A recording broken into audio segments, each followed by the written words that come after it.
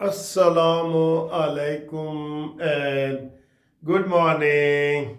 दोस्तों कैसे हो? खैरियत है? ठीक ठाक है? उम्मीद है खैर खुद से होंगे। अच्छा दिन है और धूप निकली हुई है, मौसम के हवाले से कह रहा हूँ।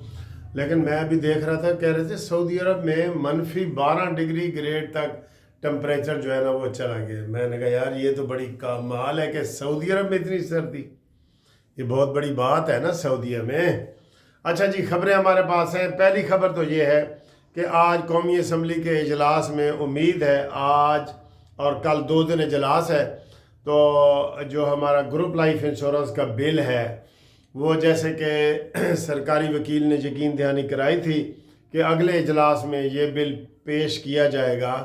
तो आज उम्मीद है कि यहाँ मंजूर करके फिर सेनेट से मंजूर करके सदर जरदारी को आज भेज दिया जाएगा। ये बिल जो है MNA गोहर रहमान साहब कर रहे हैं, हम उनका शुक्रिया अदा करते हैं। और अदालत में इन्होंने फिर ये कार्रवाई बतानी है कि ये बिल हमने पास कर दिया है।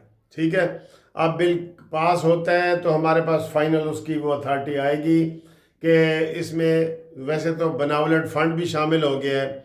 हम तो ग्रुप इंश्योरेंस का मांग रहे थे ना, बेनावलेट फ़ंड भी इसमें शामिल है, दोनों दोनों चीज़ें शामिल हैं। तो इसकी क्या खुशखबरी आती है वो हम आपको इंशाल्लाह बताएंगे। और इसकी तफसील सब आप भी नज़र रखें, टीवी रेडियो पे हम भी रब्ता कर रहे हैं जनाब MNA वगैरह से। तो अगर जो ही हमें कोई अपडेट होती है तो हम आपको ये बताएंगे। हाँ, जिन लोगों ने अप्लाई नहीं किया, चाहे वो फेडरल के हैं या सूबा पंजाब के हैं, वो अप्लाई करने के लिए हमारे साथ टेलीफोन पे रब्ता कायम करें, वो ज़रूरी है। और इनके लिए 2 डॉक्यूमेंट्स चाहिए होते हैं, शनाख्ती कार्ड और रिटायरमेंट का लेटर। और बाकी तफसील हम उनको फ़ोन पे बता देंगे फ़ीस वगैरह के हवाले से, तो वो हमसे रब्ता कायम करें। ठीक है जी। अब आए जी बाकी खबरें। बाकी खबरें ये हैं कि GHQ हमला केस, जी बहुत बड़ी खबर है। GHQ हमला केस में 119 अफराद के ऊपर फर्द जुर्म लग गई है। दोस्तों फर्द जुर्म ये धड़ाधड़ अब लग रही हैं। अब लाहौर वाले केस पे भी लग गई है, कोर कमांडर हाउस पे भी लग गई है, और आज GHQ पे भी लग गई है। और शाह महमूद कुरैशी को खसूसी तौर पे लाहौर से, कोट लखपत से इस्लामाबाद लेके जाया गया था। ये बहुत बड़ी खबर है और बहुत तेज़ी से अब काम हो रहा है। और ये आज 16 तारीख है ना, 19 तारीख को फिर उन्होंने रख दिए शहादत के लिए। तो सर जी वो कोशिश कर रहे हैं कि हम महीने में ये सारे केस ख़त्म कर दें। और ये हफ्ता वैसे भी अहम है कि इमरान खान को फ़ौज के हवाले करना है, ये हम आपको बता रहे हैं। ए जनाब अली ये हूँ दो राय कोई नहीं, पक्की गल है, इमरान खान का अब उनके हवाले करना ही करना है।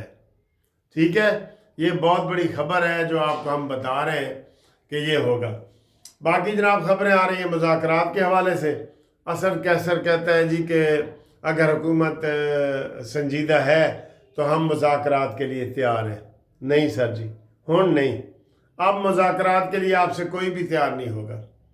आप जो ड्रामे करते थे ना, शेर आया मुझे बचाओ, हुन जनाब अली सचमुच शेर आ गया, तो अब इसमें आपको कोई नहीं बचाया जा सकता।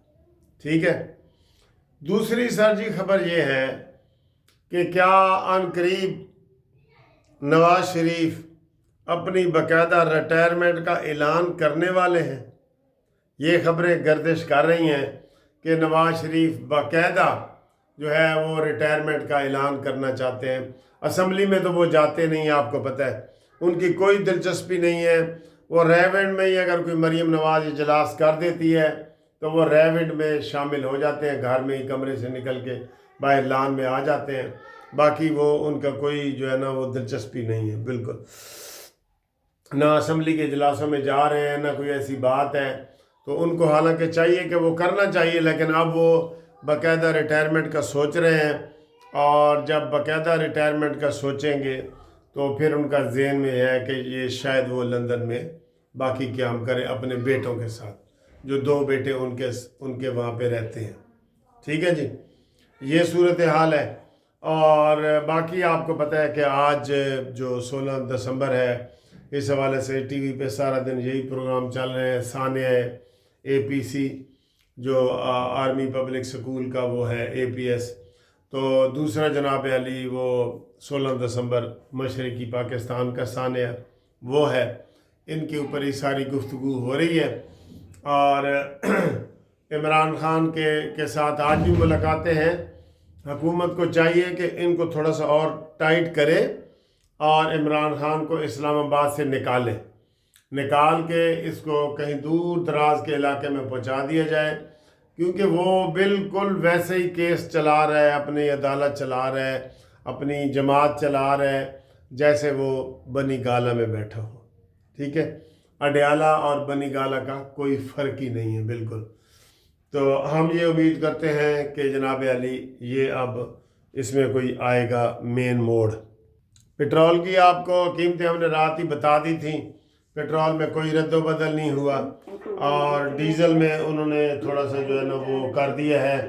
ٹھیک ہے، اور اس وقت سب سے اہم بات یہ ہے کہ مریم نواز صاحبہ پاکستان پہنچ گئی ہیں. بہت VIP دورہ انہوں نے کیا ہے، اور وہ کچھ تفصیل یہ بتا رہی ہیں. میں تھوڑا سا آپ کو وہ دکھانا چاہتا ہوں.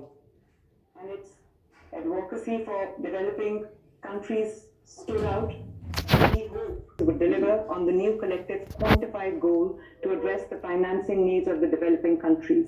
Ladies and gentlemen, the transformative impact of the China-Pakistan economic corridor on Pakistan's socio-economic landscape can't be overemphasized. We reaffirm Pakistan's commitment to promoting high-quality development under CPEC 2.0 with a particular focus on renewable energy projects to build a China-Pakistan green corridor. Government of Punjab is committed to fostering partnerships with China in environmental policy formulation, adoption of clean technologies. دیکھا کتنا سنجیدگی سے کام کر رہی ہیں پنجاب میں. We have met with companies that are looking to invest in the modernization of our agriculture sector. This is a great example of how technology and investment can improve traditional industry and boost economic growth. In healthcare, very good. سارے شعبے ہیں جی. اس میں زراعت کا شعبہ ہے، اس میں جو ہے وہ ماڈرنائزیشن کا وہ بتا رہی ہیں وہ ہے، اور اپنے دورے کی وہ ساری تفصیل بتا رہی ہیں. دورہ بہت کامیاب رہا ہے ماشاءاللہ. گریٹ پیپل ہال میں مریم نواز کا استقبال کیا گیا ہے، اور انہوں نے دلچسپی کا اظہار کیا کہ ہم پنجاب میں کوئی ڈیولپمنٹ کرنا چاہتے ہیں. مریم نواز صاحبہ تو سر جی پورے پاکستان کا بھی وہ کوئی نہ کوئی پیکج بیچ میں لے کے آئی ہیں. بہرحال یہ بہت بڑی خوشخبری ہے جو اس وقت مریم نواز صاحبہ جو ہے چین کی ترقی کرتی معیشت ہمارے لیے قابل تقلید ہے مریم نواز صاحبہ. اور پاکستان اور چین کے دہائیوں پر پرانے مضبوط اور برادرانہ تعلقات ہیں مریم نواز صاحبہ.